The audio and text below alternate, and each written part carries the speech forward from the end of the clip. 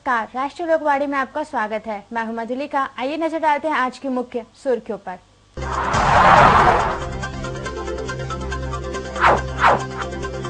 साकची थाना क्षेत्र में दिन दहाड़े हुई लाखों की लूट, पुलिस जुटी जांच में।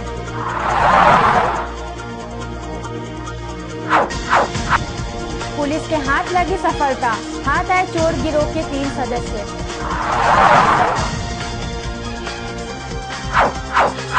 और एनटीटीएफ कॉलेज के छात्रों ने जिला मुख्यालय में किया प्रदर्शन।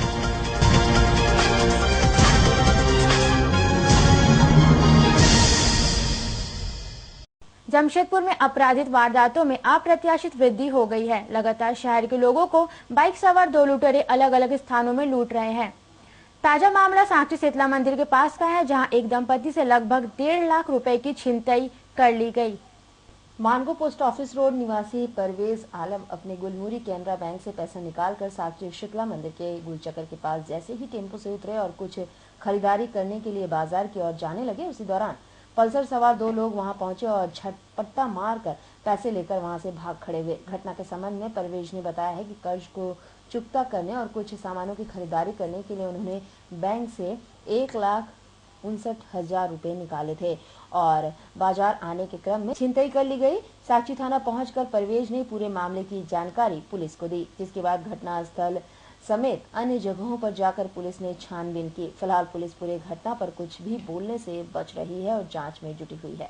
बैंक से हम केनरा बैंक से पैसा निकाल के हम आ रहे थे। हम मुसी मोहल्ला में रहते, मेरा अपना घर मुसी मोहल्ला में, मानगो पोस्ट ऑफिस के पास। 1,59,000 निकाल के आ रहे थे, लेके आ रहे थे। कुछ कर्जा मेरे भाई का था, भाई का देना था कर्जा, कुछ और भी जरूरत था हमको पैसा का, तो निकाल के लेके आ रहे थे। 12:15 बजे हम वहाँ से निकले हैं। कहाँ से? गुलमुरी जी, मस्जिद रोड में जो किनारा बैंक नहीं है, वहीं से निकाल के लेके आ रहे थे। जी हाँ, मस्जिद रोड में किनारा बैंक के ऊपर जो स्टेट बैंक का बगल में। जी पत्नी थी, मेरा बच्चा भी था छोटा था। एक बच्चा मेरा वही गाड़ी में हुआ है, हाँ, तो बच्चा पीछे बैठा हुआ था, भाई यहाँ पीछे बैठे हुए थे, हम आगे बैठे हुए थे। एक झोला था व्हाइट रंग का, जो आलू प्याज का झोला रहता है सिल्वर टाइप का, एक तरफ कटा हुआ था, उसी को बांधा हुआ भी था, फटा टाइप का झोला था। उसी में तौलिया में लपेटा पैसा था, उसको अंदर रख के उसको लेके गया। वो जो बता रहा है वही है।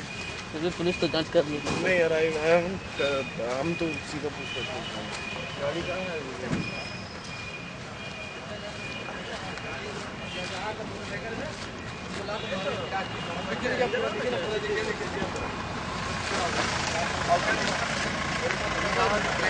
जमशेदपुर पुलिस के हाथ उस वक्त बड़ी सफलता लगी जब पुलिस के हाथ चोर गिरोह के 3 युवक पुलिस की गिरफ्त में आ गए। पुलिस ने उनके पास से कई चोरी किए गए सामानों को भी बरामद किया है। साकची थाना में सिटी डीएसपी के एन चौधरी ने इस वार्ता के दौरान बताया है कि कासीडी निवासी कुंदन कुमार सिन्हा और रंजीत सिन्हा अपने बहन की शादी के लिए पटना गए हुए थे और लगभग 20 दिनों तक शहर से बाहर रहे। इसी क्रम में उनके घर में चोरी हुई, जिसकी जानकारी उन्हें घर वापस आने पर मिली। उन्होंने इसकी लिखित शिकायत साकची थाने में दर्ज कराई थी। इसके बाद भी पुलिस के द्वारा 8 सदस्यीय टीम गठित की गई और छापेमारी शुरू की गई। छापेमारी के क्रम में कार्तिक कश्यप को गिरफ्तार किया गया है, जिसके पास से चोरी के गहने भी बरामद किए गए हैं। उसके बाद उसी के निशानदेही के आधार पर 2 और अभियुक्त विक्रम और मनीष को भी गिरफ्तार कर लिया गया है, जिनके पास से चोरी के अन्य सामान भी बरामद हुए हैं, जैसे मोबाइल फोन तथा कई सिम कार्ड भी उनके पास से मिला है। साथ ही साथ पुलिस ने चोरी की घटना में इस्तेमाल होने वाले औजारों को भी बरामद कर लिया है और तीनों अभियुक्तों को जेल भेज दिया है। सिन्हा कासीडी के हैं रहने वाले, उन्हें वो शादी में गए थे पटना पिछले माह। उनका घर सुना था और ये लोग रैकी करता है, जो घर को देखता है जहाँ घर वाले नहीं हैं, बाहर गए हुए हैं, उसी घर में चोरी करने का प्रयास करता है और चोरी करता है। जब वो पटना से लौटे तो देखे घर का ताला टूटा हुआ था। घर के अंदर गए तो देखे अलमारी से टूटा हुआ है, घर से गहना, अलमारी से एक मोबाइल था, वो LCD इत्यादि चोरी गया। उन्होंने थाना में सूचित किया। थाना में कांड दर्ज करने के उपरांत अनुसंधान के उपरांत छापामारी की गई, जिसमें एक कार्तिक कश्यप है गिरफ्तार किया गया और उसके कन्फेशन स्वीकारोक्ति बयान के आधार पर हम लोगों को भी गिरफ्तार किया गया जो इस कांड में सम्मिलित थे। उनका नाम है विक्रम बाड़ा और मनीष कुमार। कार्तिक के पास से छोड़ी गए गहनों की बरामदगी की गई और विक्रम के पास से LCD टीवी और मनीष कुमार के पास से मोबाइल चोरी गए बरामद किए। ये लोग घर को रैकी करते हैं जिस घर में लोग नहीं रहते हैं, घर गृहस्वामी। इस संबंध में और अन्य घटनाओं में संलिप्तता के बारे में इन लोगों से पूछताछ की जा रही है। तत्काल ये 3 अपना नाम बतला रहे हैं, लेकिन इनसे पूछताछ जारी है और पूछताछ के उपरांत है जो ये दूसरे कांडों में भी संलिप्तता इनकी पाई जाए, ऐसे हम लोग देख रहे हैं। क्योंकि ये बगल में जो घर में चोरी हुआ उसका बगल गिर है एक, वो देख रहे थे घर में लोग नहीं हैं, उसी अन्य साथियों के साथ इन्होंने चोरी करने अपना को अंजाम दिया है। आरडी टाटा टेक्निकल सेंटर कब शुक्रवार से अनिश्चितकाल के लिए बंद कर दिए जाने से यहां प्रशिक्षण ले रहे 750 छात्रों का भविष्य अधर में लटक गया है। शनिवार को यहां के छात्रों का एक प्रतिनिधिमंडल ने उपायुक्त से मिलकर सेंटर को राजनीतिक दलों से मुक्त रखने और जल्द परीक्षा शुरू करने की मांग की। वैसे सेंटर का संचालन NTTF की ओर से किया जाता है। पिछले दिनों संस्थान में भारतीय जनता युवा मोर्चा द्वारा आंदोलन चलाया गया था। आंदोलन के दौरान सेंटर के प्रशिक्षकों और राजनीतिक दलों के लोगों के बीच काफी झड़प हुई थी, जिसमें वहां अशांति का माहौल व्याप्त हो गया था। अब प्रबंधन ने निर्णय लेते हुए इसे अनिश्चित काल के लिए बंद कर दिया है। इस संबंध में यहां प्रशिक्षण प्राप्त कर रहे छात्र छात्राओं का एक प्रतिनिधिमंडल उपायुक्त से मिला और जल्द समाधान करने की मांग रखी। यहाँ पहुंचे विद्यार्थियों का कहना था कि पहले ही सभी को बता दिया गया था कि 90% से कम अटेंडेंस रहने पर परीक्षा में शामिल नहीं होने दिया जाएगा। फिर भी राजनीतिक दल के लोगों ने यहाँ पहुंचकर हंगामा किया, जिसे प्रबंधन ने सख्त रुख अपनाते हुए सेंटर को बंद कर दिया है और 4 परीक्षा को भी साथ ही साथ स्थगित कर दिया गया है। फिलहाल राजनीतिक दलों के खिलाफ इन छात्रों में काफी आक्रोश व्याप्त है।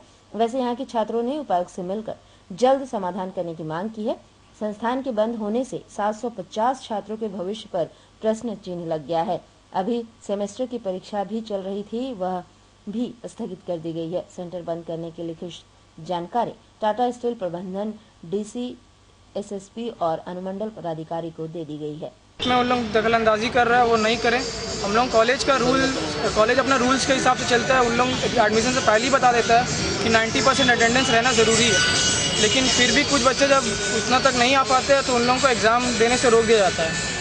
लेकिन उन लोग क्या कर रहे हैं अभी कि जो राजनीतिक दल है उन लोगों के साथ मिलकर कॉलेज पर प्रेशर बना रहे हैं। वहाँ पे आकर फैकल्टीज़ लोगों पे हाथापाई कर रहे हैं, उन लोगों के साथ हाथापाई कर रहे हैं और गंदी गाली गलौज करके उन पे प्रेशर बना के उन लोग अलाउ करवा रहे हैं अपने बच्चों को एडमिशन वहाँ पे करने के लिए।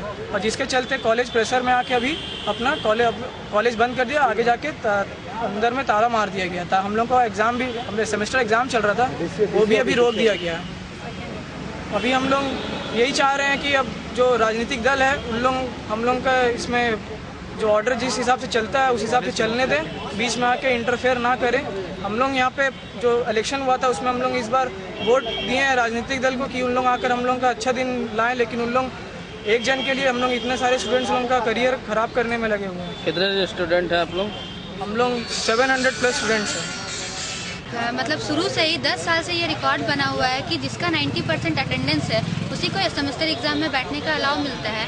पर एक लड़की है जिसका नाम राजविंदर कौर है, उसका 60% अटेंडेंस था।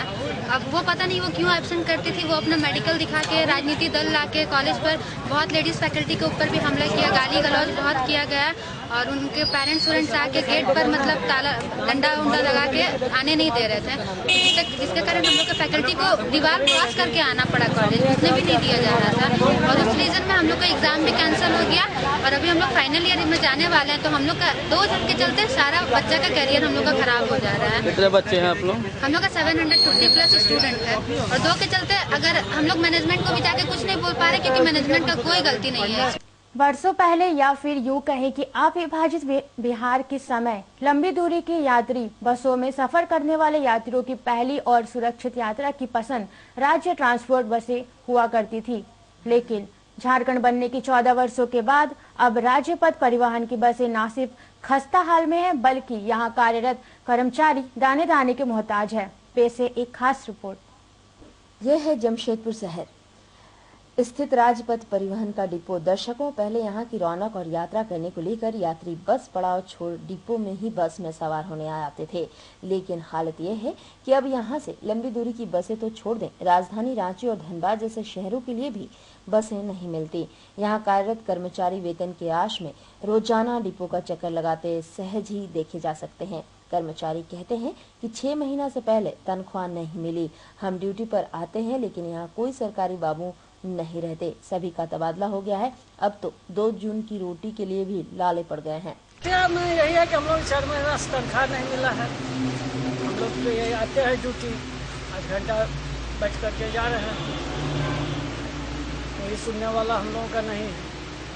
यहाँ जितना ऑफिस है सब बंद हो गया है, हम लोगों का कोई पेमेंट बनाने वाला तक नहीं है।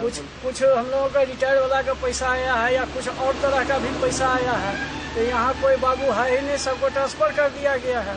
अब कोई वो बनाने वाला भी यहाँ नहीं है, आकर के पड़ा हुआ है। पेमेंट पुराना रेट से जो में जो पेमेंट बन के गया, अब उसमें कोई छुट्टी में था। जैसे हम लोग जिसका ट्रांसफर नहीं हुआ है, अब उसका जो पेमेंट उसमें मान लीजिए 10 दिन का गया बन के, तो आज अगर उसका आगो करता है 2 महीना पर तनख्वाह तो 10 दिन का आता है। जब 30 दिन यहाँ ड्यूटी किया, नहीं उसका तनख्वाह आता है 10 दिन का। उसके लिए दौड़ धूप हो रहा है, कोई सुधार नहीं।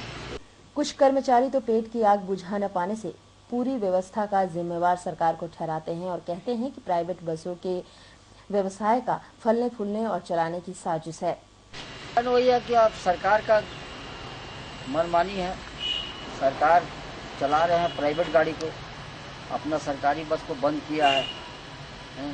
वही है कि सब स्टाफ को डीएम डीएस सबको ट्रांसफ़र कर दिए, कंडक्टर है, ड्राइवर है, मिस्त्री है, सबको ट्रांसफ़र कर दिए। अब ऑफिस सब बंद करके आप गाड़ी को ठप कर दिए। अब वेतन भी हम लोग का बकाया कर दिया 4 महीना का। उधर रिटायर वाला का पैसा कुछ आया हुआ है, ऑफिस स्टाफ है नहीं, वो लोग भी भटक रहा रिटायर वाला कि हम लोग को पैसा मिल जाए जल्दी तो हम लोग को राहत हो जाएगा। तो बिल बनाने वाला कोई है ही नहीं है। डीसी बोलता हम क्या करेंगे, डीटीओ को हम लोग जाके लोग बोला पेमेंट वेमेंट के लिए, तो बोलता है रांची से आएगा तो आप लोग को वेतन मिलेगा। इसी तरह से चल रहा हम लोग को। बहरहाल जो भी हो, पर जमशेदपुर सरकारी बस डिपो में 52 स्टाफ कार्यरत हैं, लेकिन इनका दर्द सुनने वाला कोई भी नहीं। हाँ, कभी कभार 4-6 महीनों में 1 माह का वेतन तो मिल जाता था, लेकिन सरकारी बाबुओं की तबादले ने रही सही कसर भी पूरी कर दी। बहरहाल झारखंड में राजपथ परिवहन की दशा और व्यवस्था को पटरी पर लाने को लेकर सरकार की कुंभकर्णी नींद कब खुलेगी, इसका इंतजार परिवहन निगम के कर्मचारियों के साथ साथ राज्यवासियों को भी है। जमशेदपुर से राष्ट्रीय लोकवाणी के लिए सुमित झा की रिपोर्ट। मूसाबनी के धूप नीलाइंडी गांव में 16 वर्षीय युवती घर में खाना बनाने के क्रम में संदिग्ध अवस्था में आग में बुरी तरह झुलस गई। परिजनों ने उसे इलाज के लिए एमजीएम अस्पताल में भर्ती कराया। यहां इलाज के क्रम में उसकी मौत हो गई। मृतका फुलमती हांसदा के पिता लेम्बो हांसदा ने बताया है कि उनकी बेटी मूसाबनी राखा कस्तूरबा +2 स्कूल की क्लास 11th की छात्रा है। शुक्रवार की शाम वे लोग पति पत्नी बाजार गए हुए थे और उनकी बेटी बाहर खेल रही थी और उनकी बड़ी बेटी फुलमती हांसदा घर में अकेली थी और लकड़ी चूल्हा में खाना बना रही थी। उसी दौरान चूल्हा के पास रखे डिबरी गिर गया और उसके कपड़े में आग लग गई। देखते देखते आग उसके पूरे शरीर में लग गया। थोड़ी देर बाद उनकी छोटी बेटी घर आई तो अपनी बहन को आग में झुलसते देखकर परिजनों को इसकी जानकारी दी। तब परिजनों ने आग को बुझाया और उसे इलाज के लिए एमजीएम अस्पताल में भर्ती कराया, जहां इलाज के क्रम में कुछ ही देर में उसकी मौत हो गई। साक्षी पुलिस ने उसके शव को पोस्टमार्टम के लिए भेज दिया है। घर में खाना पका रही थी तो डिबरी में ना आगे में हमको लकड़ी का ये जो जला हुआ उसी में आग लग गया और सफर सूट पहना हुआ था पूरा और घर में कोई नहीं था। छोटा वाला लड़की भी और नीचे बजे खेलने गया था तो पूरा जल गया। जलने के बाद वो दर्द दिया, तब वो चिल्लाया के आदमी लोग आया, मेरा लड़का भी आया और लड़की भी आया, आके देखा पूरा जल गया। घर में कोई नहीं था? कोई नहीं था। कहाँ था सब? नीचे बज गया, पुली तरफ में खेल रहा था बच्चा लोग। आप लोग कहाँ थे? हम बाजार गया था। जिले के उपायुक्त के द्वारा जिले के लघु उद्योग विभाग और कई अन्य विभाग के औचक निरीक्षण किया गया, जिससे विभागीय कर्मचारियों के होश उड़ गए। निरीक्षण के दौरान उपायुक्त अमिताभ कौशल ने प्रत्येक विभाग के फाइलों की बारीकी से जांच की और विभागीय कर्मचारियों को जमकर फटकार भी लगाई। इस दौरान उपायुक्त के लघु उद्योग विभाग में प्रवेश करते ही पूरे विभाग में खलबली सी मच गई और सभी अपने अपने कार्य में दुरुस्त दिखने लगे। यह निरीक्षण लगभग 2.5 घंटे तक चली। और उधर सोनारी रामनगर निवासी ऋतु विभोर काम कर वापस घर आने के क्रम में कदमा लिंक रोड के समीप संदेहास्पद तरीके से लू की चपेट में आकर मूर्छित होकर गिर पड़ी। वहीं पास से गुजर रहे टेम्पो चालकों ने उसे उठाकर इलाज के लिए एमजे अस्पताल में भर्ती कराया। अस्पताल में इलाजरत ऋतु के पिता सहदेव राजहंस ने बताया है कि वे ठेकेदारी में काम करते थे। उनके काम छूटने के बाद उनकी बेटी घर का खर्च वहन करने के लिए बर्तन बासन का काम करने लगी। शनिवार को कदमा पर्सनल फ्लैट से काम कर वापस घर आ रही थी। उसी दौरान कदमा लिंक रोड में लू लगने से अचानक बेहोश होकर गिर पड़ी और घंटों वहां बेहोशी की हालत में पड़ी रही। तब जाकर वहां से गुजर रहे कुछ टेम्पो चालकों ने उसे देखा और वहां से उठाकर इलाज के लिए एमजे अस्पताल में भर्ती कराया और अस्पताल में होश आने के बाद उसके घर का पता पूछकर उसके परिजनों को घटना की जानकारी दी गई। काम कर रहा था घर में, घर का क्वार्टर का काम करता। कहाँ पर? Officer personal flat. Personal flat, हाँ, वहाँ काम करता। काम करके आ रहा था कैसे गिरा नहीं गिरा इसको नहीं मालूम। हम रहता वहाँ, फिर ड्राइवर लोग सरदार लोग था तो उठा के पहुँचा गया। क्या बोला वो लोग बोला लगा था भीड़ बहुत था बोला गाड़ी उड़ी पर गिर गया था। क्या है? गाड़ी उड़ी पर भी गिर गया था? गाड़ी उड़ी गिरा नहीं, वैसे साइड में गिरा था। अच्छा, मतलब वहाँ से लेके आ रहा था। और अब चलते चलते एक खबर आज की मुख्य सुर्खियों पर।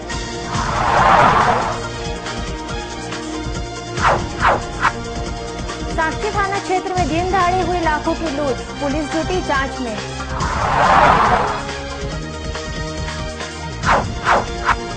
पुलिस के हाथ लगी सफलता, हाथ आए चोर गिरोह के 3 सदस्य।